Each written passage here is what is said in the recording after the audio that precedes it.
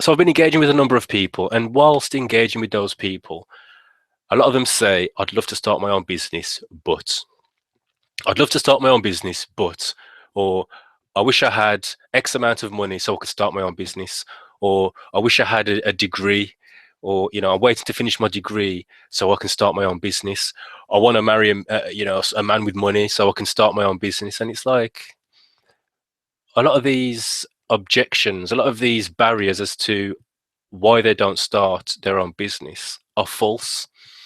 So what I've done, I've been engaging with people and really just asking questions. So what is the biggest barrier? And oftentimes the answer is money. So if you had, if you had the money you needed, and if those barriers were removed, what would you do?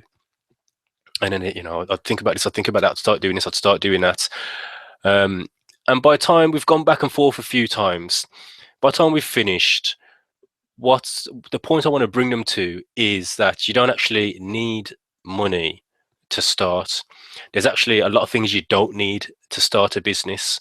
There are a few things you do need, but there's a lot of things you actually don't need, and money, believe it or not, is one of them.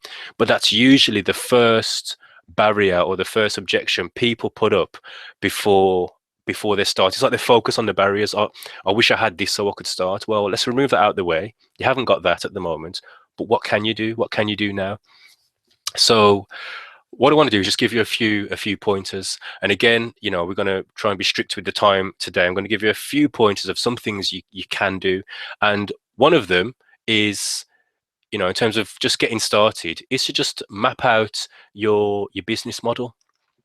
So this little gem over here, this is a little book I grabbed and I found really useful. It's a business model generation, and it's a nice, well presented, very visual book. But the key thing in here, which I just want to show you quickly, is the business model canvas. Let's see if I can get a good picture of it. Probably not. Basically, it's like, if you can see that, it's broken business model development down into sections, into a number of sections. And I say to a lot of people, just focus on a few areas first. Focus on what is it you're going to offer. Be very clear about what it is you're going to offer through your business. Why are people going to come to you? Why would someone come to your business or to your service rather than go to somebody else's? What's your brand going to stand for? What's going to make you unique? How are you going to reach your clients? And when you do reach them, how are you going to keep them? And think about those things. Spend some time thinking about how you're going to get new clients. You don't need a business to start getting potential clients. Again, I spoke to a young man recently, and he'd received a small loan to start his own business, and he was saying, I'm getting this, I'm looking to get my logo done, I'm going to get some equipment, I'm going to get a vehicle, he's going to get all these things. And I says to him, I says, well, what about clients? And he kind of stopped and was like, yeah, I'm going to work on that. And I had to bring him all the way back and say to him, well, without clients, you've got no business. You can have all the equipment, you can have all these different things in place, but if you've got no clients, you've got no business. So what I encourage you to do is to do the simple things first, the small things first. And one of the main things to do is think about how you're going to get some clients. And when you do get them, how are you going to keep them? And that could be through digital marketing, it could be through Facebook advertising, just reaching out to people on Twitter.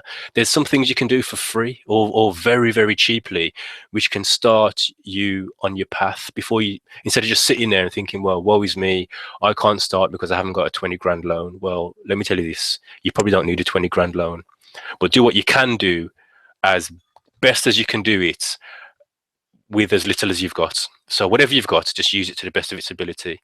So that's that. Again, if you want more, you can tweet me, you can email me, you can reach out to me on Google Plus. I would love to help you in those areas.